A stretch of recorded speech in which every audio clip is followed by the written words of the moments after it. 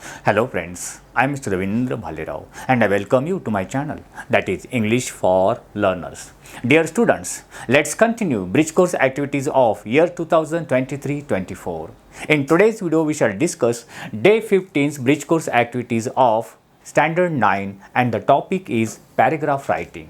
तर विद्यार्थी मित्रांनो आजचा व्हिडिओ इयत्ता 9वीच्या विद्यार्थ्यांसाठी इम्पॉर्टंट असणार आहे कारण यामध्ये आपण चर्चा करतोय डे 15च्या ब्रिज कोर्स ॲक्टिव्हिटीजबद्दल आणि आजचा जो टॉपिक आहे डिस्कशन करण्याचा तो म्हणजे paragraph writing. If you have given points in form of questions and how to create a paragraph, तुम्हाला जर प्रश्नांच्या रूपामध्ये पॉईंट्स दिलेले असतील मग ते पॉईंट्सच्या आधारे एखादा शॉर्ट पॅरेग्राफ किंवा एसे रायटिंग कशा प्रकारे लिहायचं हे आजच्या व्हिडिओमधून तुम्ही शिकणार आहात.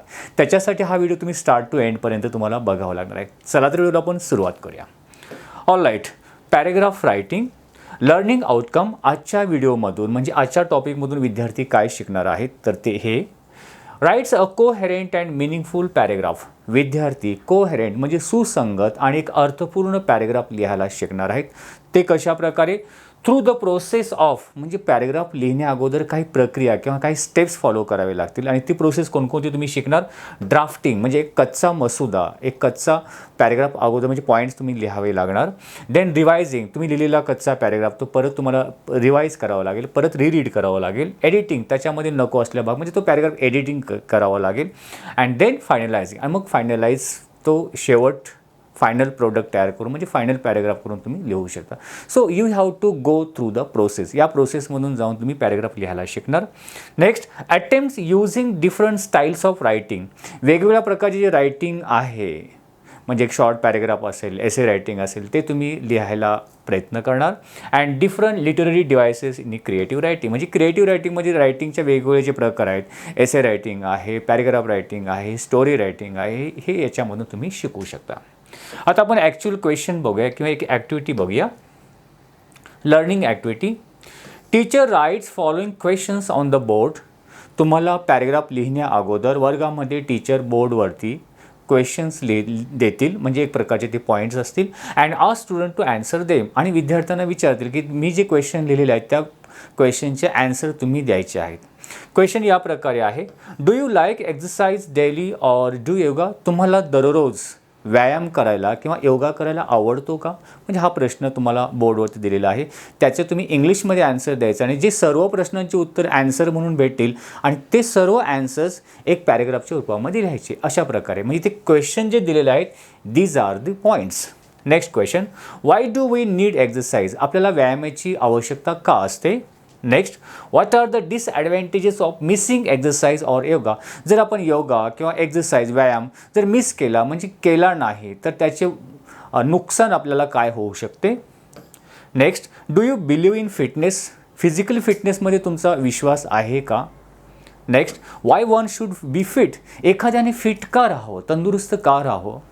Next, what is the theme of all above question. हे सर्व जे प्रश्न विचारले त्याचा मेन कोणत्या विषयाशी रिलेटेड किंवा कोणत्या कंटेंटशी रिलेटेड थीम काय आहे या प्रश्नांची.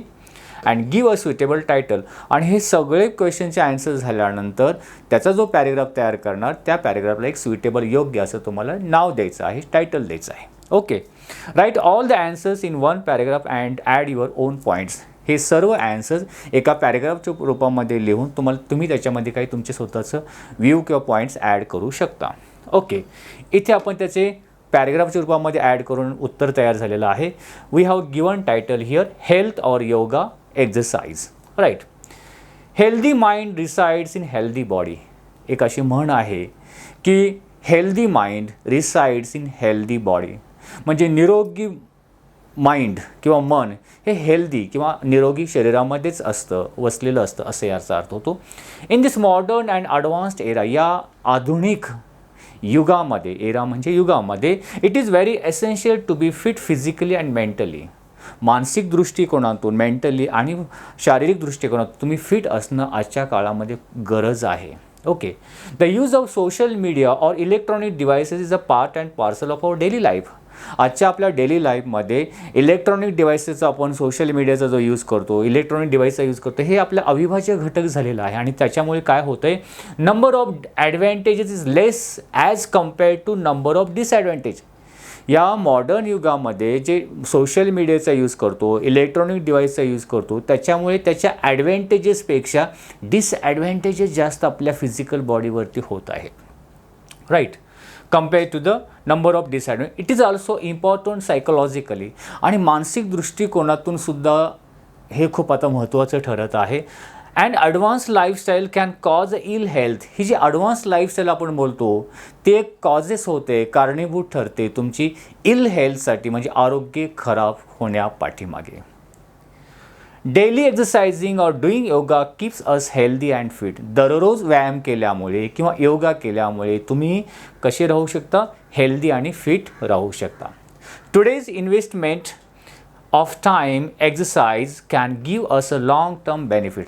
आज जर आपण योगासाठी किंवा एक्सरसाइजसाठी जर आपला टाईम इन्व्हेस्ट केला किंवा वेळ आपण दिला तर त्याचा लाँग टर्ममध्ये त्याचा आपल्याला बेनिफिट मिळतो किंवा त्याचा फायदा होऊ शकतो. Some of the yoga activities not only strengthen us physically but psychological also. काही योगाचे जे योगाचे प्रकार आहेत ते फक्त आपल्याला फिजिकली फिटनेसच देत नाही आहे, तर त्याचे आपल्याला मेंटली, सायकोलॉजिकली, मानसिक दृष्टिकोनातून त्याचा आपल्याला फायदा होतो आहे. It is helpful to improve our concentration आणि इम्युनिटी. आपण आपले कॉन्सन्ट्रेशन म्हणजे कॉन्सन्ट्रेशन पॉवर आपण वाढवू शकतो आणि आपली प्रतिकारशक्ती देखील यामुळे वाढते. प्राणायाम मेक्स अवर मेमरी स्ट्रॉंग. प्राणायाम केल्यामुळे जो योगामधला प्रकार आहे आपली जी स्मरणशक्ती आहे ती स्ट्रॉंग होते. Initially we need to be train under an expert. सुरुवातीला आपण एखाद्या एक्सपर्ट योगा टीचरच्या अंडर खाली ह्या सगळ्या गोष्टी कराव्या लागतात. Along with exercise and yoga maximum intake nutritious diet. त्यासाठी न्यूट्रिशियस डाएट घेणं, minimum consumption of junk food is necessary. So this is a paragraph by the help of points, which points are given in form of question. क्वेश्चनच्या रूपामध्ये जे point दिलेले होते त्याच्यावरती हा अशा प्रकारचे पॅरेग्राफ्स तुम्ही लिहायचा असतो. Let's see the one more activity. Read the following question and write the answer in a single paragraph. आताच्या सारखेच पॉईंट्स क्वेश्चनच्या रूपामध्ये दिले आहेत, पण ते वेगळ्या टॉपिकवरती. सजेस्ट सुटेबल टायटल आणि पॉईंट्स बघूया. Do you like listen to music और सॉन्ग. तुम्हाला म्युझिक किंवा गाणं ऐकायला आवडतं का. Next, what type of songs do you listening. तुम्हाला कोणत्या प्रकारची गाणं, म्युझिक किंवा सॉन्ग ऐकायला आवडते.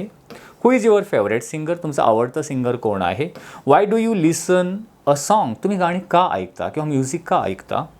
Wien do you listen sing song और म्युझिक. तुम्ही सॉन्ग किंवा म्युझिक केव्हा ऐकता. डू यू प्रॅक्टिस और rehearse singing under the guidance of गुरु और टीचर. एखाद्या टीचरच्या अंडरखाली तुम्ही सिंगिंगची प्रॅक्टिस करताय का. आणि last question, what is the difference between folk music and classical music. Classical music आणि फोक म्युझिकमध्ये डिफरन्स काय आहे.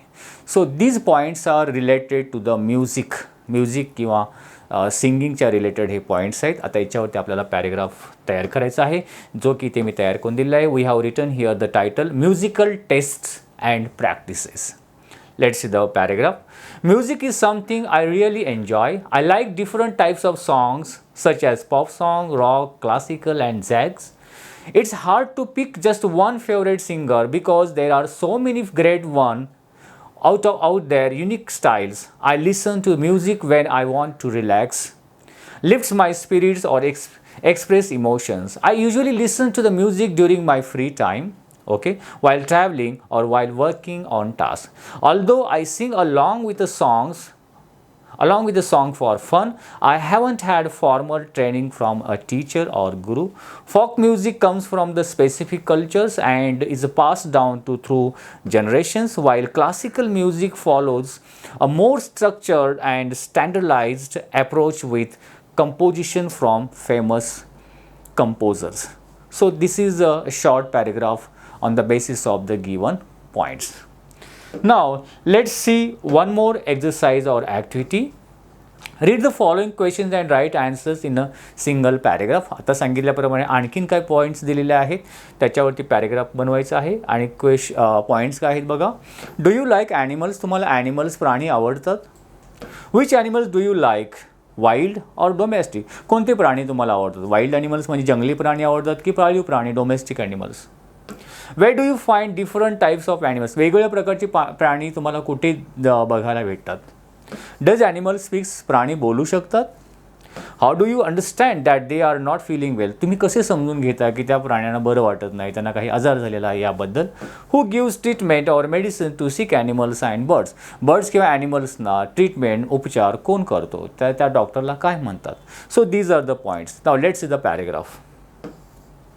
Right, here we have given the title Showing Love for Animals. Yes, I like animals because they are wonderful and unique creatures. I enjoy both wild and tame animals as well as pet we keep at home. Animals can be found in different places like forests, oceans and even cities. They don't speak like us, but they communicate in their own ways using sounds and body languages. When animals are not feeling well, they may show changes in their behavior like not eating much, looking tired or making distressed noises. When they get sick, veterinarian, प्राण्यांच्या डॉक्टरला veterinary doctor बोलतात, take care of them. And for wild animals there are special people called wildlife rehabilitators who help them until they can return to their homes in nature. So in this way we can prepare or make a paragraph. I hope you might have liked this video, and if you like it please share it. तर विद्यार्थी मित्रांनो, आजचा video निश्चितपणे तुम्हाला आवडला असेल तर like आणि शेअर करायला विसरू नका. याची पूर्ण ॲन्सर शीट सहित जी PDF तयार केलेली आहे ती लिंक डिस्क्रिप्शन बॉक्समध्ये मी लिंक देईल, तिथे जाऊन तुम्ही चेकआउट करू शकता. नेक्स्ट व्हिडिओमध्ये नेक्स्ट डेच्या पार्टबद्दल आपण चर्चा करणार आहोत. तोपर्यंत wish you good day, take care, thank you very much.